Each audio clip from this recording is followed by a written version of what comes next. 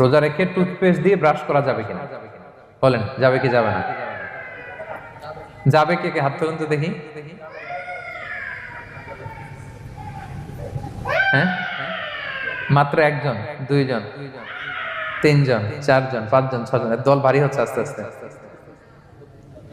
হ্যাঁ, টুথপেস্ট দিয়ে ব্রাশ করা যাবে কি যাবে না? যাবে মাত্র পাঁচজন। আর যাবে না কয়জন দেখি? যাবে না। অনেকে যাবে না, অনেকে হাত তুলে নাই, ভাবছে কোন জায়গায় হাত তুলে কোন বিপদে পড়ি। চুপচাপ দেখি যে কোনটা জিতে। যাবে না? যাবে না, দল ভারী না?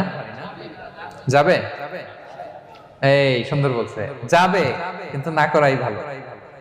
হ্যাঁ হ্যাঁ, যাবে। টুথপেস্ট দিয়ে ব্রাশ করলে রোজা ভাঙে না, তবে যদি খুব স্ট্রং টুথপেস্ট হয় এগুলো ব্যবহার না করা ভালো।